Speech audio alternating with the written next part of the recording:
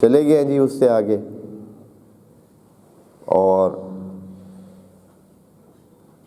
جو مومن تھے وہ مومن رہے، جو باقی تھے وہ خوب پانی شانی انہوں نے پیا اور چلو۔ ہاں، پھر انہوں نے جناب طالوت کو کہا ہوگا کہ ہاں اب پانی پی لے تو پھر کیا ہو گیا، مثلا کیا ہو گیا، کیا فرق پڑے، آپ ایسے ہی ہمیں منع کر رہے تھے۔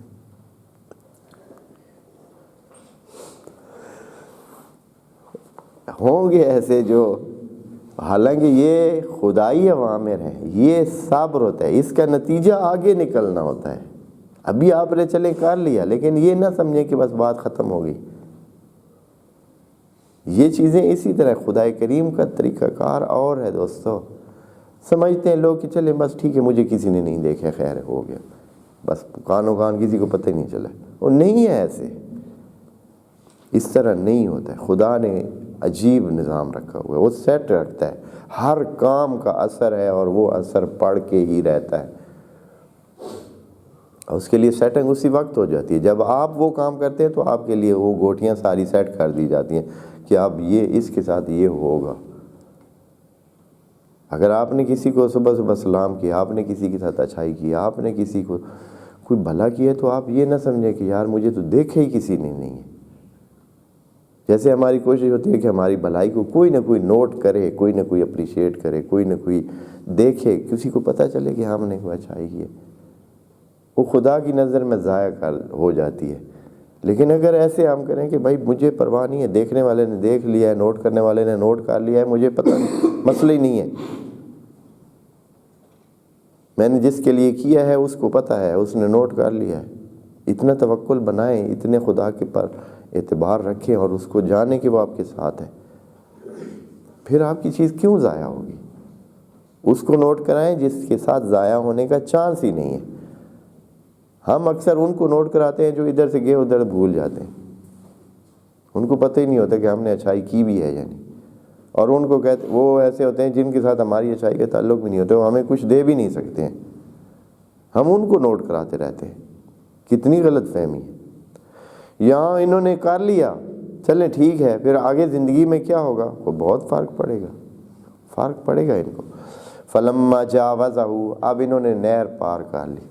فلما جاوزہ خود بتاتا ہے کہ نہر پار کرنا بھی خود ایک مسئلہ تھا، ایسے نہیں تھا کہ بس چھوٹی موٹی بالکل ایسے چھلانگ لگا کر پار کرنے والی نہر، نہر سے پار ہونا خود ایک کام تھا، ایک ٹاسک تھا۔ فلما جاوزہ ہوا، جب وہ پار ہو گیا اس سے، اب یہاں ضمیر ہوا ڈال دی،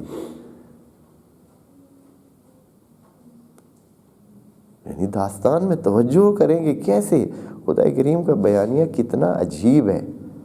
جاوزہ، نہر کو پار کیا، ہوا اس نے، حالانکہ ہے تو پورے بالجنود، وہ جنود کے ساتھ چل رہے ہیں۔ پیچھے کہا ہے فلما فصل طالوت بالجنود، لیکن یہاں کیا کہا ہے؟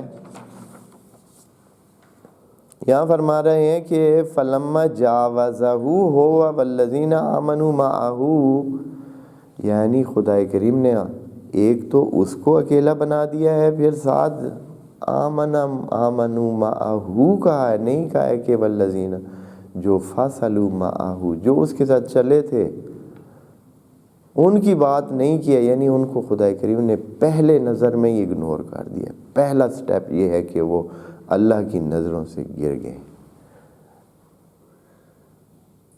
پانی انہوں نے پیا ہے، پہلا ہی اس کا رزلٹ یہ نکلا ہے کہ اللہ کی نظروں میں وہ گر گئے۔ اگلے جملے میں ہی خدا کریم نے کیا کہا ہے؟ فلما جاوزہ ہوا والذین آمنوا معہ،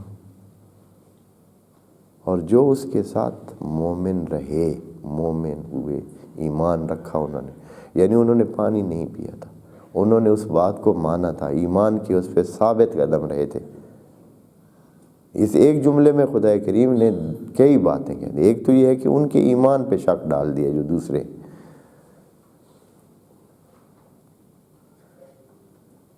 دوسرا یہ ہے کہ خود اپنی نظر سے ان کو کسی طرح گننا ہی نہیں ہے، بالکل گنتی میں نہ رکھ کر ان کو بالکل ہی اپنی نظر سے گرا دیا۔ والذین آمنوا معہ،